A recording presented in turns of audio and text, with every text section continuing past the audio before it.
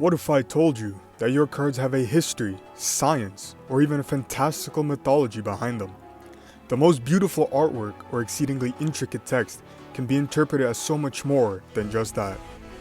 Welcome to Is It Fact or Fiction?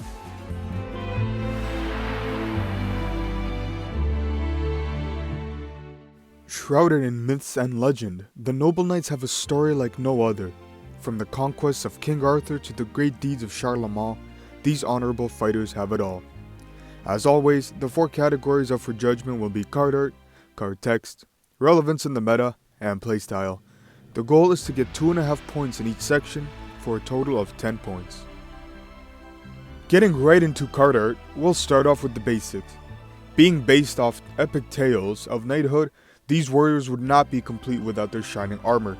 That being said, the only thing really missing from the art are their helmets, but even then, some of the depictions make sense for them not to be wearing it at the moment, such as when they all sit at the round table. The one downside they have is the Infernobles carry flame swords in their hands. Now, I'm no scientist, but I do know that humans are not able to wield such weaponry. However, seeing as how these warriors have emerged from epics, there's no reason to say that the legendary sword Excalibur isn't giving them that kind of strength. While it was never mentioned that Excalibur can grant the ability to use flaming swords, it does say that it gives the user magical abilities, and therefore, who's to say it doesn't give the powers needed for the Infernobles to carry such weaponry. With a magical sword coming in clutch, this section slashes its way to a perfect 2.5 points. Equipping ourselves with the second section, it's card text.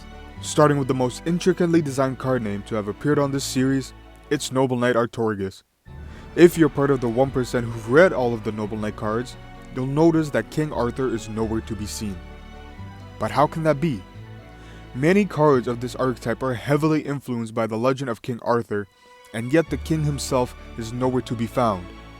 Or so you thought. The Japanese name of this card is Artorias, which is part of the name of a Roman centurion, Lucius Artorius Castus, believed by some to be the real-life inspiration for King Arthur.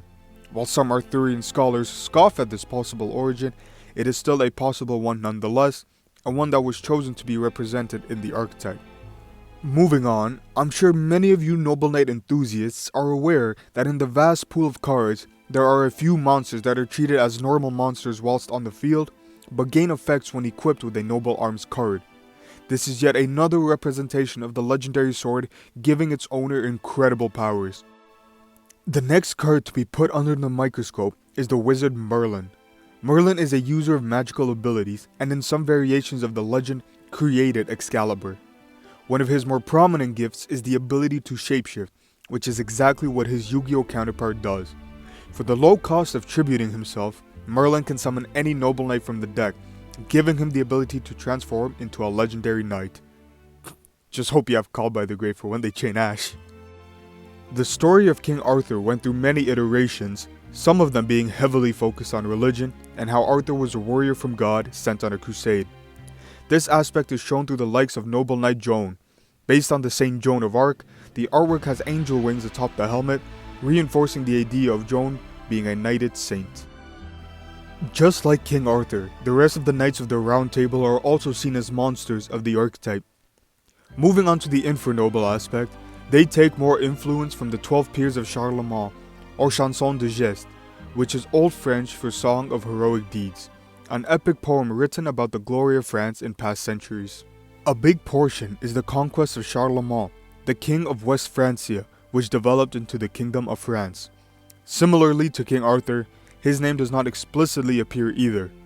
Charlemagne is actually a 3-word title in French meaning Charles the Great. Charlemagne. For those of you still experiencing PTSD from Smoke Grenade, you'll know the card responsible for that was Infernoble Knight Emperor Charles. As you can tell by the length of this section, there's an incredible amount of detail and subtleness in the names and card text overall. So before this gets any longer, we're gonna go to the end phase and use Charles to equip this section with 2.5 points.